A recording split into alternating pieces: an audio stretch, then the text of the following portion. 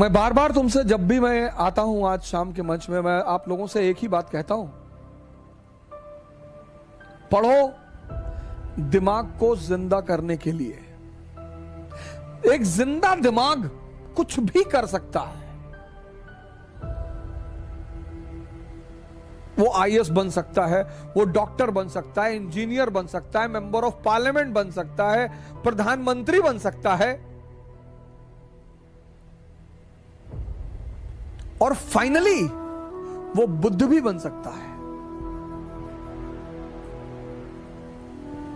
इसीलिए तो मैं आपसे कहता हूं, ध्यान करो। ध्यान का मतलब ये थोड़ी करो घर से भाग जाओ, हिमालय चले आओ।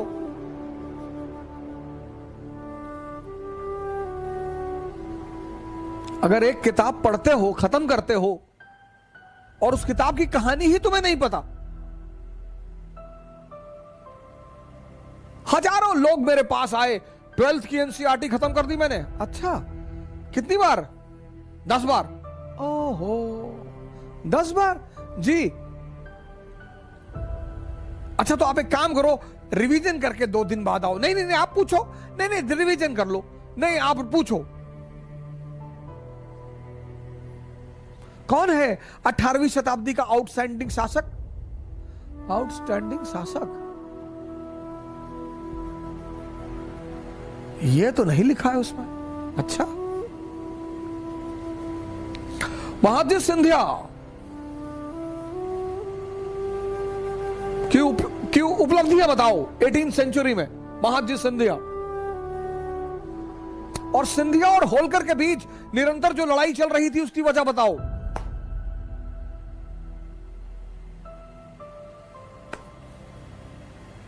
बहुत बड़ी वजह है, और वो ऐसी वजह है जिसकी वजह से ब्रिटेन ने चीन पर कब्जा किया।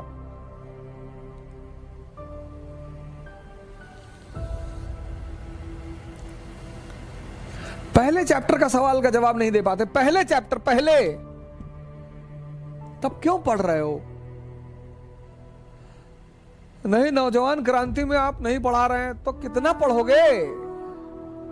एनसीईआरटी पर कमांड कर लो, जो कंपटीशन चाहोगे हिंदुस्तान में निकलेगा, लेकिन कमांड कर लो। दावा के साथ कह रहा हूं, चाहे कोई भी आदमी हो, जो भी 5 साल, 6 साल, 7 साल, 8 साल से तैयारी कर रहा हो और उसका सिलेक्शन नहीं हो रहा है, आप मिलिए हमसे। आप हमसे मिलिए। आपका आधार खराब है, बेस खराब है आपका। हाँ, आप मेंस लिख रहे हैं, इंटरव्यू दे रहे हैं, फिर तो कोई और ही रीजन है। फिर भी रीजन होगा जरूर, फिर भी रीजन होगा जरूर।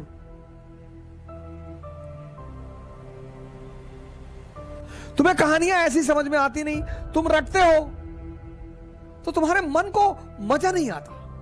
तुम्हारे मन में ये चीजें रिपीट नहीं होती, क्योंकि तुम समझते नहीं हो।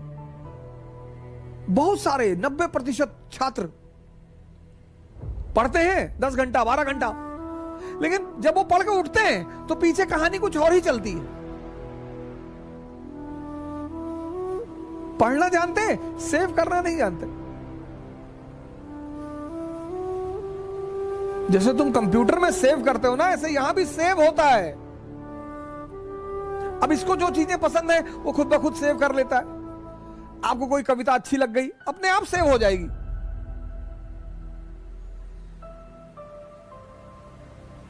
कोई दीवाना कहता है, कोई पागल समझता है, मगर धरती की बेचैनी को बस अंबर। जो चीज आपको अच्छी लग जाएगी, जो आपके मन को अच्छी लगे, खुद ब खुद सेव हो जाएगी। आपने कोई गाने याद थोड़ी किए हैं, याद हैं, क्योंकि आपके मन को उसमें रस मिला, उसने सेव कर लिया। लेकिन जब आपने अमेरिकी क्रांति पढ़ी, इसको रस मिला ही नहीं, इसने सेव ही नहीं किया। अब आपके सामने एक बहाना है, रिवीजन। रिवीजन नहीं हुआ है तो गाने का कौन सा रिवीजन करते हो? 10-10 गाना याद है, 20-20 गाना याद है, 50-50 गाना याद है, फिल्मों की स्टोरी याद है, वहां कौन सा रिवीजन? वहां भी तो रिवीजन नहीं करते। तुम सेव करना भूल गए हो, तुम समझना भूल गए हो। एक पक्षी है रैवन, वो बाज के कंधे पे जाके बैठ जाता है। और बाज शाहीन, पक्षियों का राजा है शाहीन। शेर के मुंह से गोश्त निकाल लेता है। शेर जब उसकी आवाज सुनता है तो शेल्टर मांगने लगता है, भागने लगता है। उसके कंधे पे जाके रेवेन नाम का पक्षी बैठ जाता है।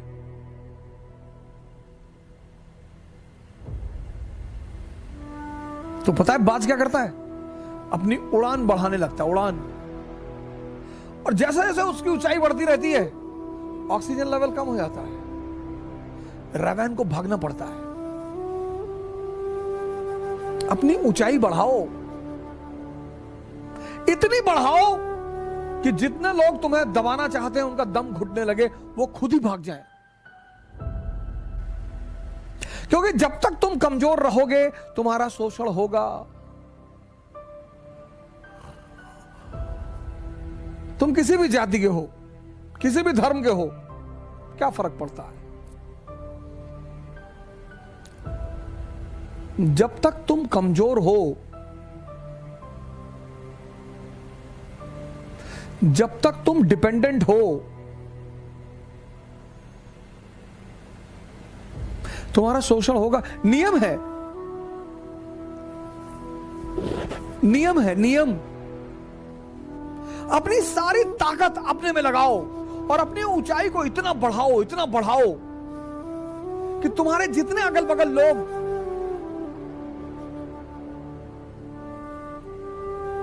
भगवान के आशीर्वाद स्वरूप तुम्हारे पीछे पड़े हैं, उनका दम घुटने लगे। जय हिंद।